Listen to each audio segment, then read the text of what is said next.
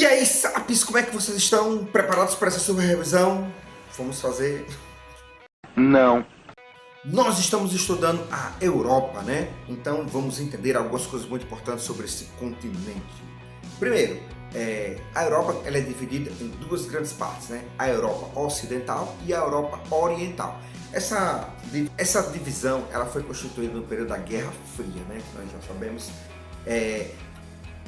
Ficou uma Europa apoiada pela URSS e uma outra apoiada pelos Estados Unidos. A Europa Ocidental foi apoiada pelos Estados Unidos. A Europa Oriental foi apoiada pela União Soviética. Aí tem alguns professores de história que dizem assim, a Europa Ocidental é a Europa rica e a Europa Oriental é a Europa pobre. Não, a Europa Oriental é menos rica, né? Então, temos essa divisão aqui, a Europa Oriental e a Europa Ocidental, né? A Europa Ocidental é a Europa, né? Inglaterra, França, Portugal, o Reino Unido em si, é a Europa mais desenvolvida, mais tecnológica, mais rica, né? E a outra Europa, a Europa Oriental, é uma Europa menos rica, né? Eles também têm um desenvolvimento deles. O Vaticano, ele é o menor país do mundo, né? Tem apenas 660 e poucos vaticaneses mesmo vivendo lá no Vaticano. O resto é tudo pessoas agregadas que vão trabalhar na Igreja Católica. É na Itália, é em Roma e é dentro de Roma. Então, para a geografia, isso aí é uma confusão maior do mundo, porque é um pequeno estado, né? Poder de país, né? Dentro de um outro estado, no caso que é Roma, no caso do país que é a Itália. Dá para compreender isso? Então temos essa situação do Vaticano. Quando você fala da Europa, tem que se falar do Vaticano porque é uma coisa assim muito incomum que tem lá, né? Semelhante na Ásia, por exemplo, o Tibete é dentro da China, né? Aí é outra coisa, mas é muito semelhante. O continente europeu, ele é junto do continente asiático. Então, o que divide esses dois continentes? Temos a Ásia e temos a Europa. Mas o senhor disse que é o mesmo continente, sim, mas ele é dividido socialmente, né, entre a Europa e a Ásia. Mas, no meio deles, cartograficamente e geograficamente, tem uma cadeia de montanhas chamada Montes Urais, né? Esses Montes Urais, eles dividem a Europa da Ásia. Mas não é um limite assim, geográfico intransponível, assim, que você não pode passar, dá para passar. Mas ele serve como uma divisão entre a Ásia e a Europa, né, galera? A geologia europeia ela é muito rica, ela tem muitos minerais. Isso colaborou para uma coisa chamada Revolução Industrial. Se um dia você ouvir uma questão assim, poxa, a Revolução Industrial poderia ter acontecido na Alemanha, na França, em qualquer lugar, aconteceu justamente na Inglaterra, porque eles tinham uma fonte, uma reserva muito grande de um mineral chamado carvão mineral. Quando é carvão mineral, não é esse carvão que seu pai compra para fazer churrasco, não. Ali é carvão vegetal, é carvão mineral. É um carvão betuminoso, um carvão que ele teve influência direta com o petróleo, né? Ele teve uma mistura. Ele se chama carvão mineral. Ele queima com uma fonte de energia muito grande, que justamente serviu para operar nas máquinas a vapor. Trem, barca a vapor, tal, tudo. Isso aí era a tecnologia da época, isso era uma IA na época, né? Isso aí foi um grande desenvolvimento. Então, carvão mineral, ele proporcionou à Inglaterra uma grande fonte de energia capaz de desenvolver o que nós chamamos de revolução industrial, né? Do século XVIII e início do século XIX. Petrogênese é o processo de formação de um solo, né? Na Europa, onde eles têm uma grande planície, eles têm um desenvolvimento do solo muito bom, muito bom. Lá eles conseguem plantar também o clima, eles conseguem plantar muitas coisas lá, um solo bem fértil. O nome do solo é Chernosolo, é um dos solos mais famosos, né, mais comuns que tem lá. Eles conseguem plantar quase tudo com esse tipo de solo. Ele deriva também, ele tem influência de coisas, cinzas vulcânicas, né? Isso aí é ótimo para o solo. Pensa que é perfeita para o solo, são cinzas vulcânicas. Qualquer lugar do mundo onde tem um vulcão, pode prestar atenção, é uma coisa assim exuberante, porque as plantas elas gostam muito desse tipo de mineral, é muito poderoso. Então, o Chernosolo, devido à geologia, processo de pedogênese, formação do solo, for incluído cinzas vulcânicas nele, por isso que eles são tão férteis assim. Esse processo ele só pode ter acontecido através do que pode chamar intemperismo, né? O intemperismo é o processo e o desgaste de todas as rochas que temos na Terra, né? Então, temos 3 tipos de intemperismo. O intemperismo físico, que é o vento, né? O vento ele desgasta a rocha também. Uma montanha, o vento sempre batendo. Os fragmentos microscópicos vão caindo, indo para o solo. Professor, não vejo. Você não vê porque é microscópico.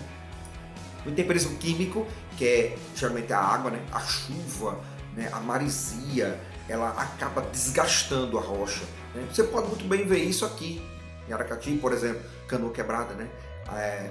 Aquelas falésias elas estão se acabando num processo de intemperismo, né?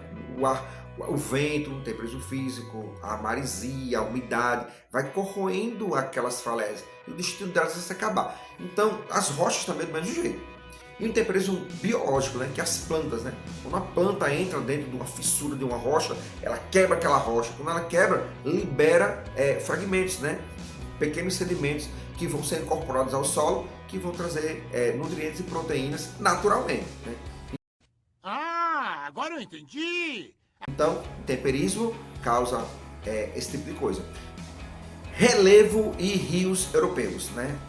Vamos entender algumas coisas, temos uns rios muito importantes lá. Existe um rio que é o mais longo da Europa, chamado Rio Volga. Ele deságua lá no Mar Cáspio, né? Ele corta praticamente todo o continente europeu, nasce lá na Rússia, corta o continente europeu, passa em muitos países, ele é o maior de lá.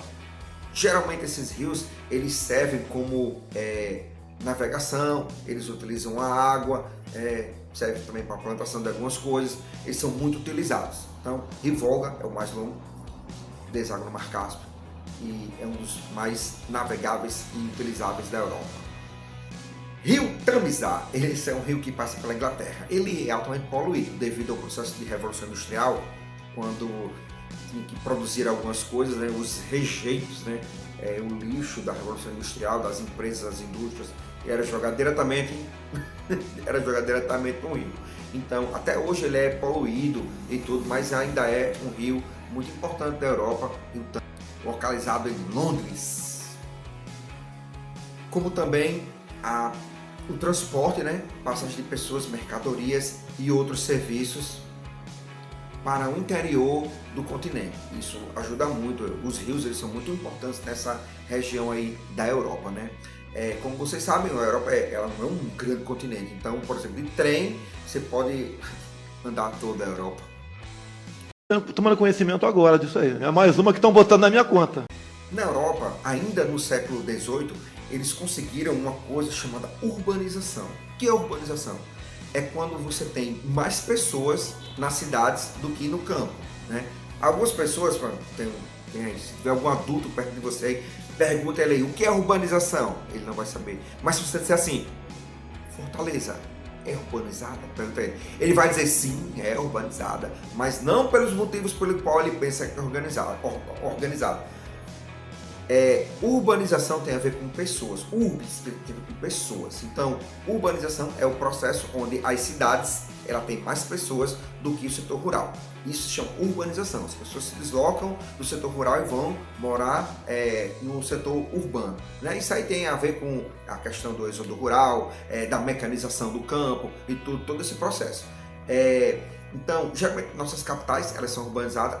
Todas as capitais da Europa elas são urbanizadas, as maiores cidades são urbanizadas. Eles se localizam muito no litoral também, todas elas são urbanizadas. Tem menos pessoas no campo e tem mais pessoas nas cidades, né? Encharcando as pessoas nas cidades, né? Sobre a Europa, também temos que entender uma coisa muito importante, que, meu Deus do céu, todo imigrante deveria saber uma coisa dessa. Xenofobia. O que é xenofobia? Xeno vem da palavra estrangeiro. Fobia vem de Phobos, o deus do medo, né? Xenofobia é o medo, a aversão ao que é estrangeiro ou a que é do estrangeiro. Não é medo, eu tenho medo do estrangeiro, eu tenho medo. Não é isso. É o medo daquela aversão, aquele nojo, assim. Olha, nojento. Vem lá do Brasil, um mestrado, doutorado em geografia, falando inglês, espanhol, francês, castelhano, dinamarquês, japonês, irlandês, mandarim. e vem tirar trabalho de mim, eu que sou europeu, galego, alto, os olhos azuis, nojento, passava fome no Brasil, veio pra cá tirar nossos empregos. Isso é um exemplo de xenofobia, né? Quando você tem aversão, você tem da cultura, o estrangeiro aqui não gosta. O maior xenófobo de todos os tempos foi Adolf Hitler, né? Ele, não sei se eu podia dizer isso, não posso dizer isso não. Eu posso dizer isso não? Posso? Pode não. Vou ser cancelado. Você filma e fala, você é o bichão mesmo, hein? Um dos maiores portos do mundo, né? Portos é aqueles locais que ficam perto do litoral, que tem comércio, né? As pessoas trazem mercadorias, vem aqueles containers e ele manda mercadoria do continente para ele e ele recebe, são portos, viu? Né? Aeroportos, não, portos no mar. Rotterdam, Porto de Rotterdam, ele é o maior porto do mundo, né? Ele é o maior fluxo de mercadorias que tem saindo da Europa e entrando na Europa, é por ele. Ele se localiza lá nos Países Baixos, também nós conhecemos como Holanda, né? Lá no Rio Reno, né? Ele se localiza no Rio Reno, Países Baixos, e ele é o maior porto do mundo, o maior fluxo de mercadorias da Europa, passa por ele e entra por ele, é ele que resolve tudo, né?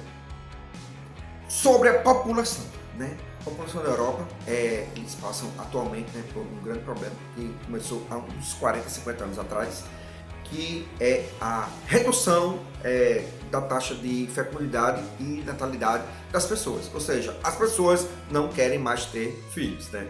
Geralmente essas decisões acontecem ainda na fase estudantil. Eles não querem ter filhos porque eles querem se desenvolver, eles querem fazer uma faculdade, querem fazer um mestrado, querem trabalhar na área da qual se formaram. Então eles querem um desenvolvimento pessoal humano muito grande. E um filho, um filho seria um grande problema para isso, principalmente para as mulheres, né? Que elas que vão ficar grávidas, elas que vão cuidar dessa criança, elas que vão educar e tal, e tudo isso ia atrapalhar a vida delas, né? E isso é um problema muito grande, porque hoje eles passam por uma coisa, uma transição demográfica, que ninguém tem mais filhos. Os países desenvolvidos, países ricos, inteligentes e tudo, aquela coisa toda, salário alto e tudo, eles incentivam as pessoas a terem filhos e não querem, né? Os próprios papas, né? Dos 3 últimos papas, sempre quando eles vão rezar alguma missa, eles dizem, povo italiano, que é o problema maior na Itália, tenham filhos, e todos eles não quero, não, até você, não quero não, né? Não quero não, não quero não! Faz aquele... Eu não quero! Então, uma das consequências desse problema de não ter filhos é a redução no ritmo de crescimento da população, ou seja, não tem, né? Só o Brasil está passando por isso.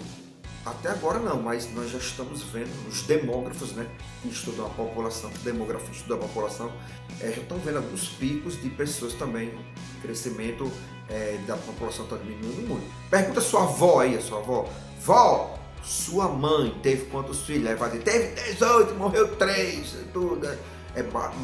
Hoje, vamos ver, hoje, não, tem só um filho. Quantos de vocês aqui são filhos únicos? Né? Sua mãe, vocês têm 6, né? Porque eles pensam que não só um é melhor de cuidar. Nem queria esse, mas só teve um, então vai ter que cuidar. É claro. Valeu, galera! Essa foi a nossa super revisão. Espero que vocês tenham gostado. Dê um like, compartilhe, ajuda o canal. E dúvidas, comentários, perguntas que nada a ver. Questionamentos serão importantes para mandar. Deixa aqui que eu te responde. Valeu!